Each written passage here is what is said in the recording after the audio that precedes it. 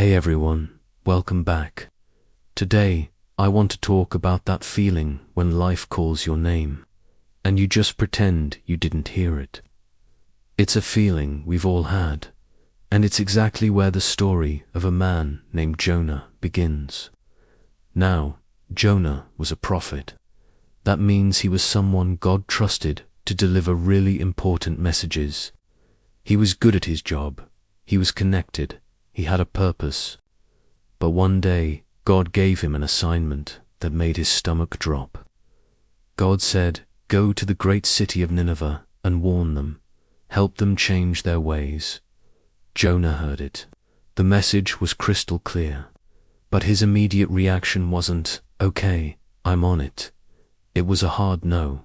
He just didn't want to do it.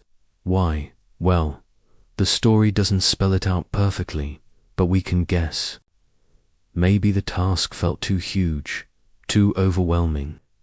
Maybe he felt the people of Nineveh didn't deserve a second chance. Or maybe, and this is the one I think many of us can relate to, maybe Jonah just didn't believe he was the right person for the job. He was filled with doubt. So, what did he do? Instead of leaning into that uncomfortable feeling, he ran. He went down to the port and booked a ticket on the first ship he could find heading in the complete opposite direction of Nineveh. He was trying to get as far away as possible, far from the city, far from his responsibility, and really, far from the purpose that was calling his name. And let's be honest, haven't most of us done that in some way? We run from a calling because we're scared to step into it. We avoid that difficult but necessary conversation. We delay grabbing onto the purpose that's tugging at our heart because it feels safer to stay where we are. We've all had our run to Tarshish moments. But here's the thing about running from your purpose. It rarely brings you peace. Jonah's escape plan didn't last long. A massive storm suddenly appeared out of nowhere.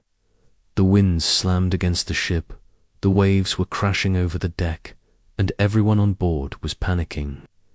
The experienced sailors were terrified, praying to their gods, throwing cargo overboard to lighten the load. But Jonah, he was asleep down below. When they woke him up, he knew exactly what was happening. He knew, deep down, this storm had his name written all over it. It wasn't a random act of nature. It was a consequence of his running. Wanting to save the innocent crew, Jonah told them the truth.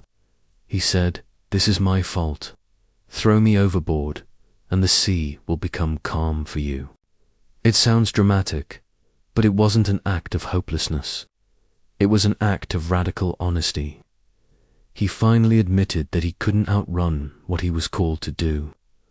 The sailors resisted at first, but eventually they did as he said. And the moment Jonah hit the water, the chaos stopped. The wind died down, the waves settled, and the storm just ended. The sea became calm. But Jonah's journey was far from over. He found himself swallowed by something he never could have imagined.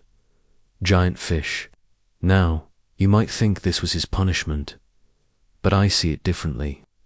Inside that dark, quiet belly of the fish, Jonah finally stopped running. He was forced to pause. This wasn't a prison. It was a sanctuary.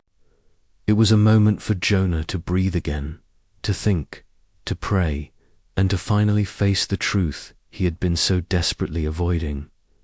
It was a divine intervention, a reset button.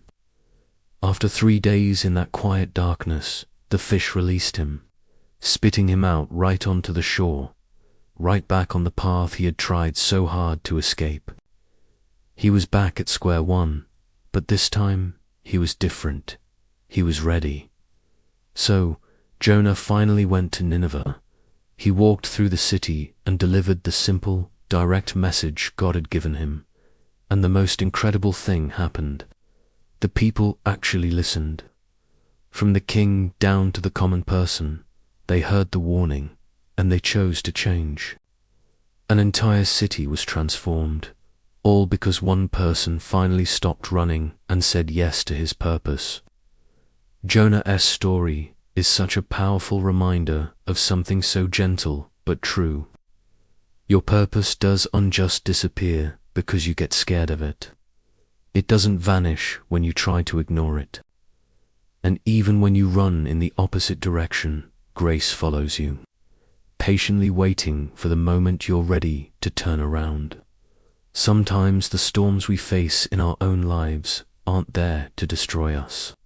They're there to get our attention, to stop us in our tracks, and to turn us back around toward the person we were always meant to be. So if you feel like you're in a storm right now, maybe ask yourself, what am I running from? And what if this storm is actually here to guide me home? Thanks so much for watching. If this resonated with you, I'd love it if you'd subscribe and join our community. See you in the next one.